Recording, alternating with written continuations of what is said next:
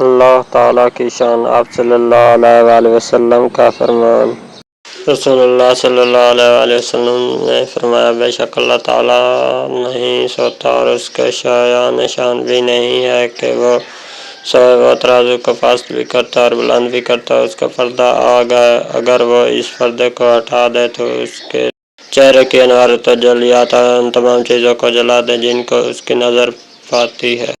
اللہ کی نظر تمام مخلوق پر ہے، اس لیے مفہوم یہ ہے کہ پردہ دور ہونے سے تمام مخلوق جل کر راکھ ہو جائے۔ پھر ابو عبیدہ نے یہ تلاوت کی، جب وہاں پہنچے تو آواز دی گئی کہ بابرکت ہے وہ جو اس آگ میں ہے، اور برکت دیا گیا ہے وہ جو اس کے آس پاس ہے، اور پاک ہے اللہ جو تمام جانوں کا پالنے والا ہے۔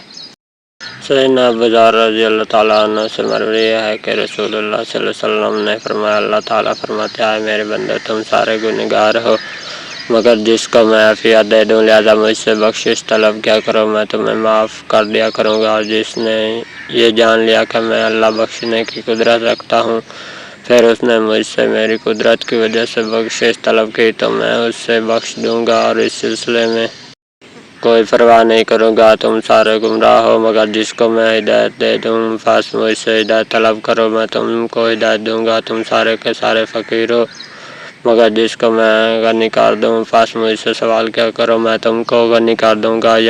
یاد رکھو کہ اگر تمہارے پہلے اور پچھلے انسان اور جن، چھوٹے اور بڑے، مذکر اور مؤنث، زندہ اور مردہ، اور تار اور خشک میرے بندوں میں سے بدبخت ترین بندے کے دل کی مانند ہو جائیں تو میری بادشاہت میں سے تم مچھر کے پر کے برابر بھی کمی نہیں آئے گی، اور اگر یہی مخلوق میرے بندوں میں سب سے بڑی متقی کے دل کی مانند نیک ہو جائیں تو میری بادشاہت میں مچھر کے پر کے برابر اضافہ بھی نہیں ہوگا۔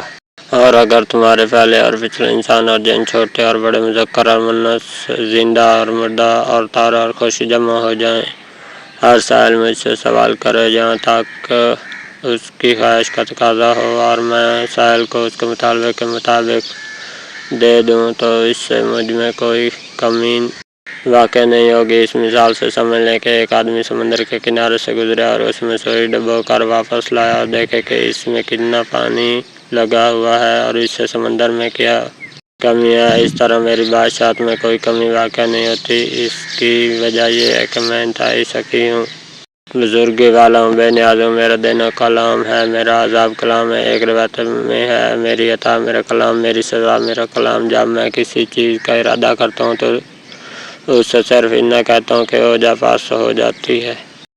نبی کریم صلی اللہ علیہ وآلہ وسلم اللہ تعالیٰ سے روایت کرتے ہیں کہ اللہ تعالیٰ نے فرمایا، میں نے ظلم کو اپنے آپ پر اور اپنے بندوں پر حرام قرار دیا ہے۔ گمراہ تھے مگر جس کو میں نے ہدایت دی، تم سارے ننگے تھے مگر جس کو میں نے لباس دیا، تم سارے بھوکے تھے مگر جس کو میں نے کھانا کھلایا، تم سارے پیاسے تھے مگر جس کو میں نے پانی پلایا۔ پس تم مجھ سے ہدایت طلب کرو، میں تم کو ہدایت دوں گا۔ تم مجھ سے لباس طلب کرو، میں تم کو لباس دوں گا۔ تم مجھ سے کھانا طلب کرو، میں تم کو کھلاؤں گا، اور مجھ سے پانی طلب کرو، میں تم کو پلاؤں گا۔